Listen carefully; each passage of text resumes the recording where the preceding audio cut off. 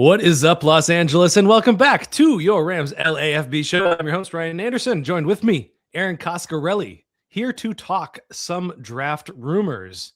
Erin Coscarelli, how we doing on this weekend, this President's Day / Valentine's Day weekend? Yeah, what a weekend it's been.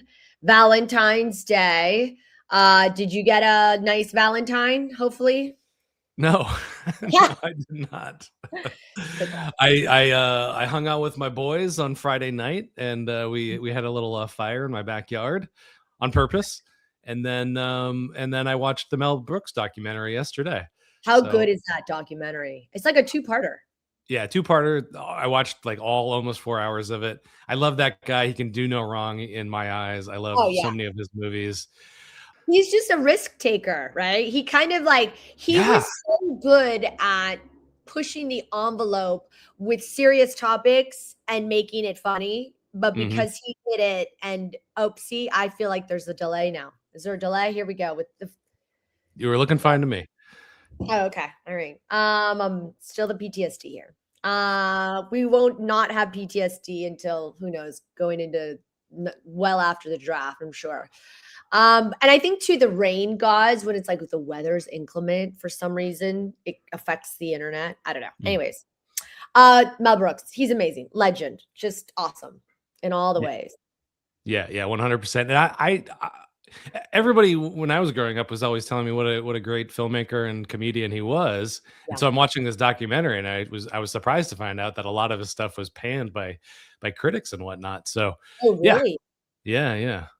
But he prevailed, and now he's 90. He's going to turn 100 years old. That's insane. And speaking of 100 years old, we actually have some Rams news. We're going to talk about one of these draft rumors, but they did hire Robert Wright from the University of Syracuse, the Big Orange. He's a linebackers coach and co-defensive coordinator. He's called a rising star on the Syracuse website, and he was named to the 35 under 35 from the American Football Coaches Association. So yet another addition to a growing defensive staff. And, as we talked about with the Aubrey Pleasant move, and there was another hire who is a defensive backs coach whose name I'm kind of forgetting. Yes, Michael Hunter was also hired. So growing this staff to kind of solidify a changing and evolving defensive roster, I'm sure. But let's jump into this draft rumor. Draft's coming up, combine right around the corner. But one Louis Riddick of the worldwide leader in sports, ESPN, says he's been told that the Rams like quarterback Tai Simpson. What just initial reactions to that kind of idea? He went on to say that not only is he interesting, but he thinks that Tai Simpson has what the Rams are looking for in a quarterback. So, what do you think? Look, it begets the question I think all Rams fan and fandom want to know is, who would be the heir apparent to Matthew Stafford? What are the qualities? And if they pick a guy like Ty, what does that say about the evolution of the Rams offense? This is the stuff I find the most interesting. It's like the building blocks of how do you stay in contention? How do you compete? How do you, contend with a veteran quarterback while also having to kind of plan and scheme for what pieces you're going to put in place to essentially take over. Look, they need to get a quarterback. Are they going to get a guy in free agency, which is coming up soon? I don't think so. I mean, they can. Yeah. I think they want to get somebody like a Ty. What is it about Ty to you, Ryan, that you feel like you're picking up what Louis is putting down? Well, I'll start with this. I've for a long time said the most successful path to keep a franchise afloat in the NFL is to make sure you have the most important position locked down. And currently, I would say they don't. Now they got Jimmy G. He's not under contract. He might come back. He might not. That's up in the air. Stetson Bennett has never been elevated to the second position. The depth chart does not lie, folks.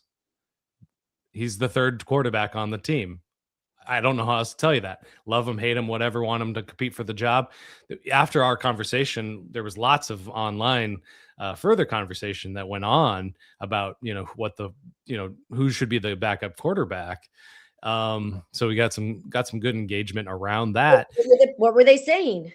Well, every opinion was represented. Jimmy G, quality, starting quarterback in the league, viable backup, maybe bridge. Let's give Stetson Bennett a shot to compete for the role, which he's under contract. He's going to have an option to do that. And so I would, I've been for drafting quarterbacks for the last couple of years just to, roll the dice on it to see. And I'm going to bring this book out. I pulled it off my bookshelf because this is one of Les Snead's proven books that he loves, Thinking in Bets by Annie Duke. The draft and most of life is a series of bets where we're dealing with the most information we currently have. Now, one of the comments we got was, stop trying to retire Matthew Stafford. We're not telling him to go anywhere, but it's a year-to-year prospect with him just based on the contract alone.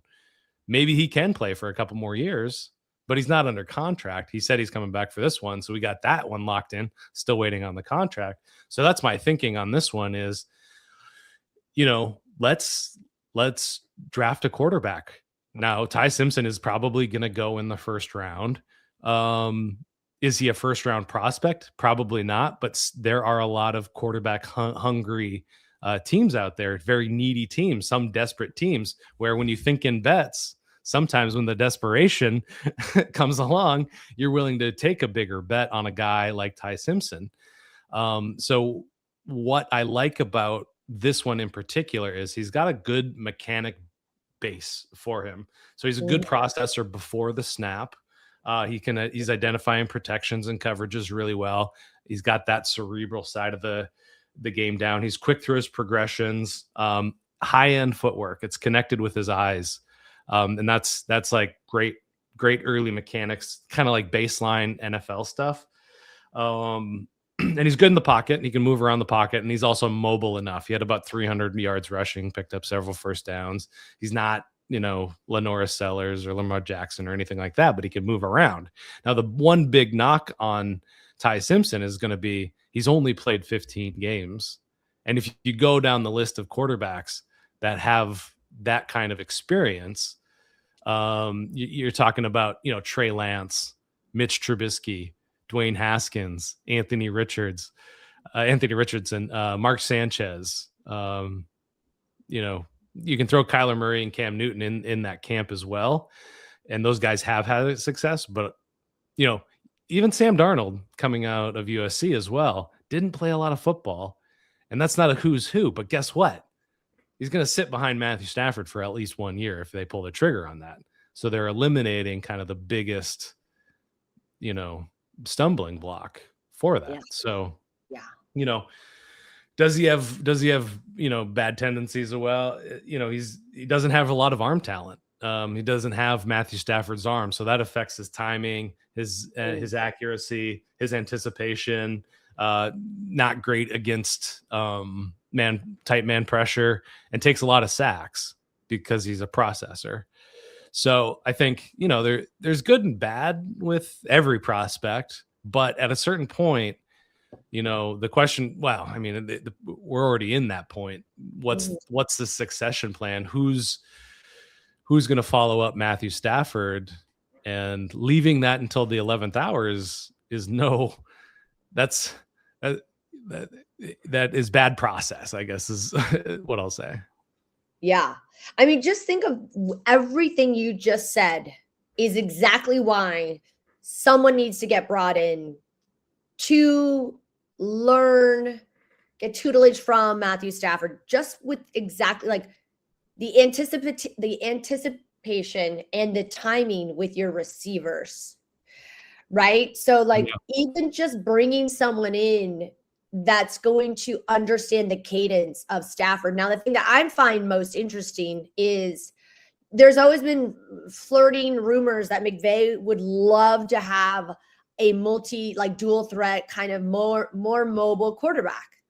Whereas obviously, Stafford doesn't need to be. He's a pretty, stays in the pocket and he's good to go. And the receivers, so I think it's going to be really interesting to see how not only, a guy like Tai Simpson is probably going to not be you got to get him in early first round, I'm saying, right? So how early do you spend your draft picks? You got 2 first rounders. And do they try to get a young guy like him or develop somebody later in the rounds? They've got to get somebody this year. Like I said it last year with Tyler Dragon. I owe him a drink because I said they're going to draft a quarterback. This is the year. They've got to learn. He's got to learn from Stafford. It's just what it is. Like, let me ask you this. I love that the audience is like, stop trying to get him to retire. But 1 year, 2 years max, right? With Stafford, like that's it after that, right? Yeah. Yeah. I mean, there's been a couple of quarterbacks that have played, past that. The results are, Drew Brees' arm fell off at a certain point. Peyton Manning's arm fell off at a certain point. Did Tom Brady regress in that final year? You could make that argument. He won the Super Bowl the year before. So there is an expiration date, and it's better to be ahead of the game than it is to be behind the game. In especially at this position, injury risk goes up the more you age. He took a couple of shots in the last couple of years that really affected his ability to play the game. So, I'm going to limit it just to a 1 year time frame prospect that I'm willing to roll. Think about. I'm thinking 1 year. I mean, with Stafford, there's so much time in between now and next year this time, so much stuff happens. Yeah. So so much of this league is unpredictable. So yeah, I think, and the thing we have to caveat about a prediction like this, a rumor like this, is that Louis Riddick says the Rams like Ty Simpson. The Rams also liked Brock Bowers, and they attempted to trade up for him, but they weren't going to go, I would do anything for love, but I won't do that. They weren't going to mortgage the future to get Brock Bowers. Now, should they have? I'll debate that. But, that, so they may like this guy, but where do they like him? It becomes the question. And you touched on this. And so they've got pick 13, and ahead of them at pick 13, you've got Las Vegas, who they're assuming Fernando Mendoza is going to. The Jets need a quarterback. The Cardinals probably need a quarterback. Kyler Murray's probably on the move. Tennessee's good. Giants are good. Cleveland needs a quarterback. Washington's good. New Orleans, they seem like they're probably going to be okay. Kansas City, I think they have a guy. Cincinnati, Joe Burrow's there. Miami's probably going to need a quarterback. So that's 3 to 5 teams that have the potential to draft a quarterback ahead of them. 13 for a dice roll on a guy that probably won't play let's say it won't start in 2026. Right. That's a high ask. And I don't think anybody's saying go for it at that. But then the next pick is at 29. And in between 13 and 29, you've got the Jets again. You've got Minnesota. Carolina's good. Dallas is good. Pittsburgh, that's a big one. Cleveland again. Yeah, that's right. So, and other big needs, not necessarily, other big priorities, in no particular order, but you need to work on the secondary. The kicker, we don't know what's going on with Mevis. You want to draft a kicker in the first round? But it'll be interesting. What will they do And by the way, guess what? They can also trade back. That's not the other. That's the other thing. They can. This is going to be such an important draft, and I know we say that every year about every team, about every season, but this is really high IQ intel on what the Rams moving forward, the Rams of the future, are going to look like. And just because I like to always look at the layered element of it, this is Super Bowl year, and this is for the Rams being close to telling some of the stories inside the building. They are trying to equally create like buzz and intrigue off the field, which we've discussed. They do a really good job. But I really feel like if the product on the field is not high caliber, it doesn't go hand in hand. You kind of need to have a winning season to be able to take some of these swings that make sense during the season. And, I don't know. It's like you got Super Bowl coming back here in LA this year, and you're really trying to hit home runs with your fan base, with your there's still a new franchise here. So anyways, this is going to be an important year. Mm-hmm. Yeah. Yeah. 100%. But it feels like this one is the most. Well, and I think, my catchphrase for it has been Stafford is the Super Bowl window. And so them capitalizing on every ounce that he still has left in him, whether that's 1, 2, 3 years, that's what they have to do, because as of right now, today, there's no plan. There's no plan. There's no plan to get, so that's why where's your hunch? And I'd love to get people's perspective, but where are you leaning? What's your hunch? Round 1, somebody's coming off the board for a quarterback. I mean, we could have this conversation all day long. Yeah. My hunch is middle rounds. Try a guy, try your favorite guy in round 2 or round 3. Similar to what they did with Stetson Bennett. So, in round 2, they're not picking until 61. So that's a big jump from 29. And a lot, several quarterbacks are going to come off the board. Is this the class to do that on? And then 93 in the 3rd round. Currently, that's what they have. So it's like, why even try it at that point? But, there's been guys that have made it out of later rounds. I mean, Brock Purdy is obviously the most famous example of that out there, being Mr. Irrelevant in that draft.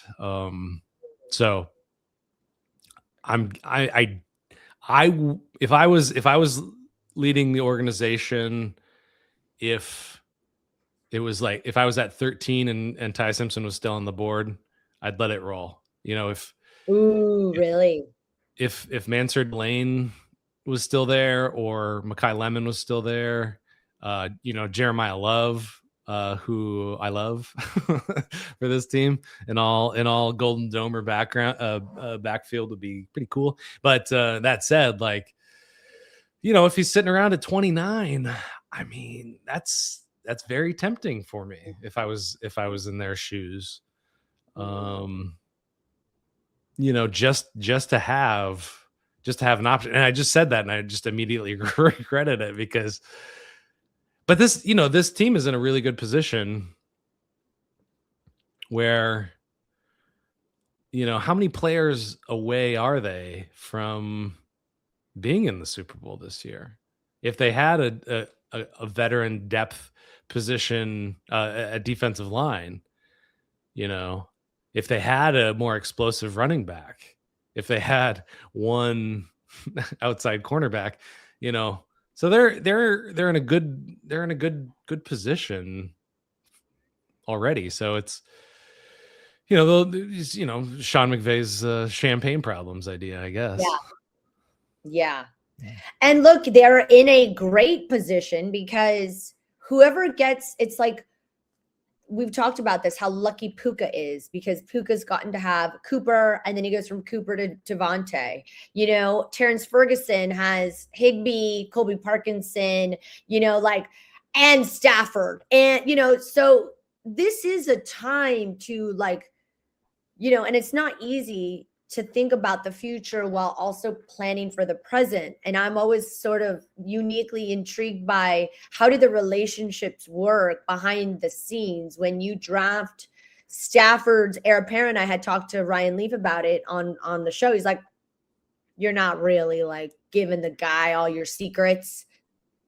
You're trying to keep your job, but also have, you know, realize that you're also there for your ability to teach and train and coach. And that's hopefully, you know, what you should do, just as, you know, why you're there in the first place. I mean, to be in the rooms with Stafford, McVay, you know, LaFleur, all those guys during planning and all of that, it's got to be it's got to be the most interesting high level football IQ you can imagine. So I think if there's going to be a quarterback drafted, he's got to be super smart. Can you imagine trying? I mean, what Baker did when he got brought into LA, I don't know, a week before, and he managed to figure out parts of McVay's playbook. But that's the other thing, is it's not just high character. It's and high talent and having a good arm, but it's got to be high IQ, massively high IQ. How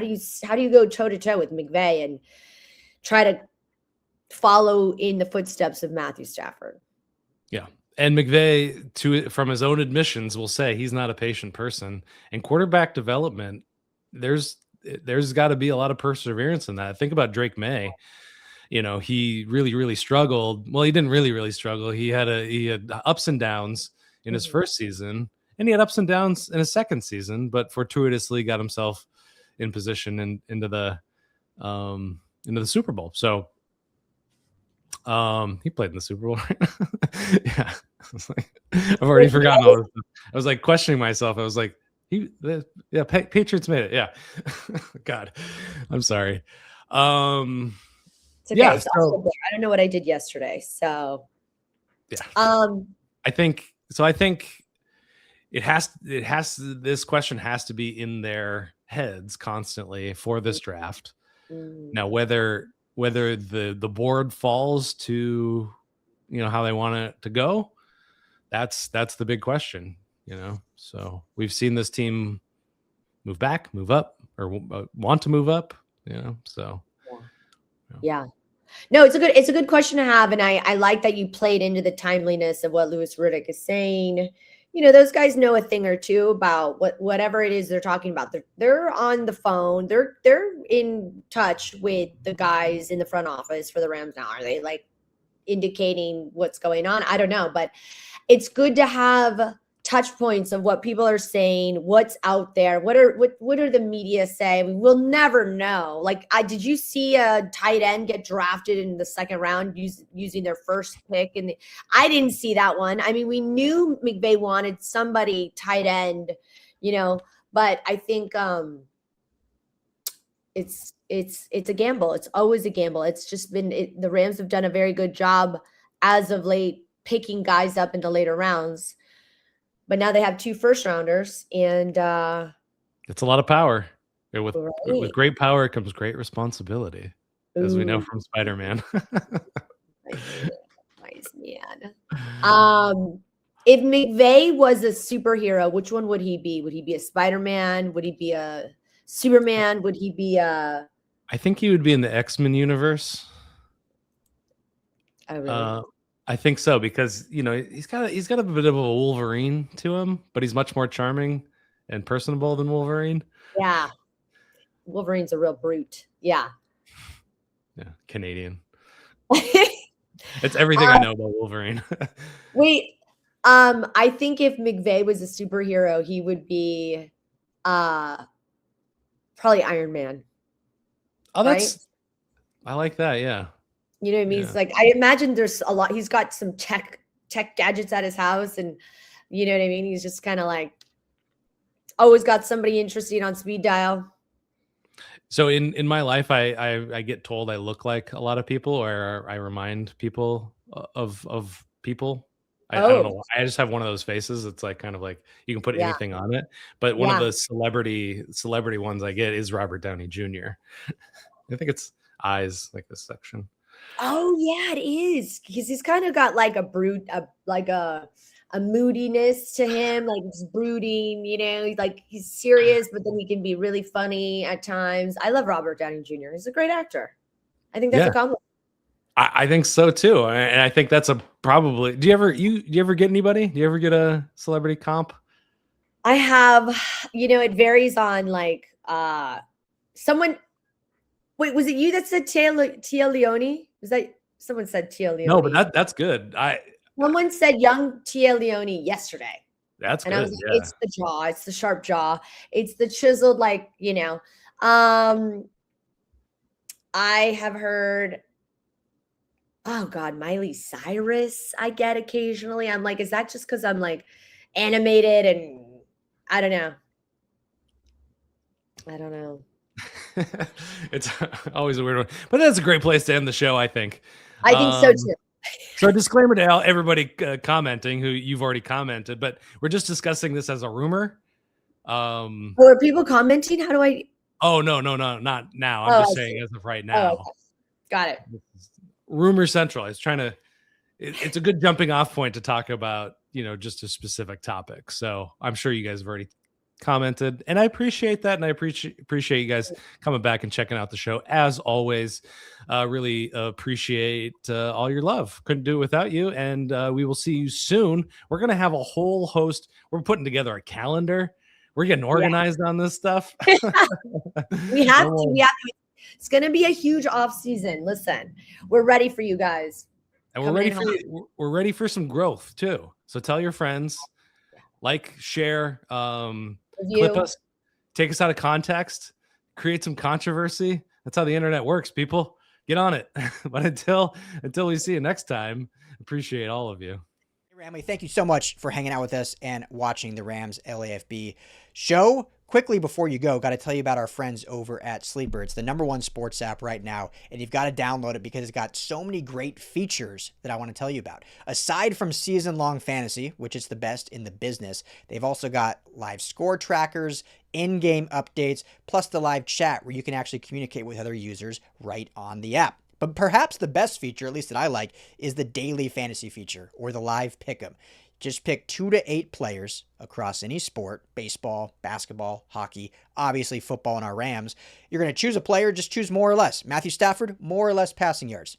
Kyron Williams, more or less rushing yards, more or less touchdowns. 2 to 8, you can win real money. So when you go to make your first deposit, make sure you use our promo code RAMSLAFB, and Sleeper's going to give you a match bonus up to $100. So you deposit $100, they're going to give you $100 free. You're now sitting at $200. You put in $10, they're going to match you $10. You're now sitting at $20. But on top of that, right now, Sleeper is offering all new user signups a $20 free entry, no deposit required. Go sign up. You're automatically invested $20 straight from Sleeper. But you can stack that offer with that match bonus offer to add more money. Just make sure to use that promo code RAMS. LAFB. Go check out Sleeper. Download it today. Tell them the guys at the Rams LAFB sent you. And as always, Ramley, thank you so much for making us a part of your day.